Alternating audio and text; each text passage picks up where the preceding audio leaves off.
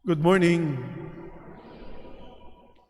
Niadtong mga niaging mga adlaw, nadungog nato sa Ebanghelyo, diin si Jesus nagisgot nga siya mao ang maayong magbalantay. Si Jesus nagisgot nga siya mao ang gatekeeper sa iyahang mga karnero. Nagisgot si Jesus nga siya mao ang tagapastol sa iyang mga karnero ngadto sa masibsib. O sa ato ang pagpamalandong karon, nagisgot na usab kini mahitungod niining paagi ug unsaon pagtuo sa iyang mga tinun-an pinaagi sa iyang relasyon ngadto sa Amahan. Nadungog nato nga si Felipe nangutana kang Hesus nga ipakita ang Amahan ug igo na kini kaniya. Si Jesus naghisgot mahitungod nga siya mao ang dalan, ang kamatuoran ug ang kinabuhi. Gani mingon siya nga walay makaadto sa Amahan kundili muagi kanako. Ang relasyon sa Amahan ug sa anak tataw kaayo nga naa ang kining gitawag nga panag-ambit gahom, panag-ambit isip usa ug panag-ambit isip sa pagbuhat sa gugma. Ug mao na nga nindot kay nga pamalandungon nga kining pangutana ni Felipe usahay mausab ang ato mga pangutana niining ato nga kinabuhi. Di ba? Pag naatay mga problema nga moabot, pag naatay mga suliran nga moabot, pag naatay mga kakulian nga maabot, makapangutana ta niini nga paagi asa man ka Ginoo.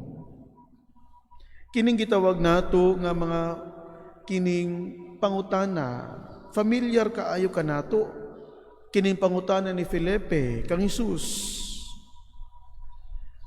Siguro kay ang mga tinun-an ni Jesus, labi na si Felipe, dugay nakig-uban kang Hesus, daghan iyang nakita, mga milagro, nadungog niya nga si Jesus nagisgot mahitungod sa gingarian sa Dios. He was so fascinated with Jesus. Kana bitong nabighani kaayo siya kang Hesus. Ug mao na nga gusto niyang makita ang Amahan.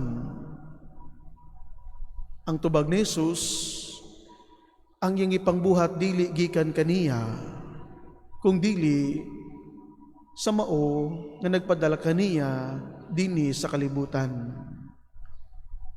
Siya ug ang Amahan usa, ang iyang pulong gikan sa Amahan.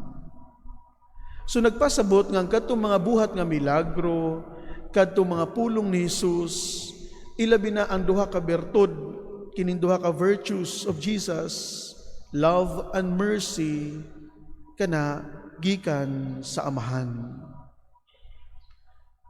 Gugma ug kaluoy nga gikan sa Amahan. Ang gipangbuhat ni Jesus nagagikan sa Amahan. Karon mga igsoon, nindot kaayo pamalandungan nato kining giingon ni Jesus. Ang mutuo kanako magbuhat sa akong gibuhat ug magbuhat siya glabaw pa niini. Dumdumo nato katong duha ka virtues, duha ka bertud nga gihisgot ni Jesus, gugma ug kaluoy. Sa ang ato ang pagkakatoliko, ang atong pagka-Kristiyano naagid ng gugma ug kaluoy. Dili lang kay magsimba matag adlaw, dili lang kay halad, sunod-sunod sa mga prosesyon, kandila, dili man na mautatak sa Katoliko. Of course, apil naman na siya, pero ang pinaka-importante, invisible, nga binuhatan sa Katoliko, dili makita sa ubang tao, pero makita sa mga buhat, mao, gugma, o kaluoy. Karon piyesta ni Philip ug James, Felipe ug Santiago. Ug nganong naa kining kapistahan karon sa atong simbahan, kay gidala nila ang gugma ug kaluoy. Mga martir nga diin gipakita nila ang gugma ug kaluoy sa Dios. Gibuhat nila ang giingon ni Jesus nga kinsa katong mutuo kaniya buhaton ang iyang gibuhat. Ug mao na nga si Felipe ug si Santiago gibuhat ang mga birtud ni Jesus sa ilang kinabuhi. Ang problema lang kay pag magbuhat ta og mga birtud ni Jesus na ay consequence. And it would be a challenge for us. Challenge yun na kanunay. Persecution. Gani, maabot usahay ang kamatayon. Kana bitang magbuhat ta og gugma og kaluoy equals death, kamatayon. Kay muhatag mangyud ta sama ni Jesus sa krus, namatay tungod sa iyang gugma ug kaluoy. Andam ba mo?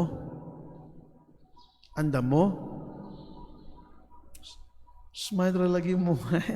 Bitaw, maningkamot ta nga unta ato gayog puy-an gugma ug kaluoy nga mao ang atong pag-ila sa Dios, pag-ila nato sa Ginoo, kay maman kini ang yang gipakita nganhi kanato. Sa pagpadayon nato sa ato ang santos nga misa, iampo nato ang ato ang maigsoon nga mga masakiton, mag-ampo kita ngadto sa ato ang mga intensyon karong adlaw, ug ilabi na usab kadtong mga tao nga nahiuna kanato, mga igsoon nato namatay, iapil nato nining ato ang santos nga misa. Amen.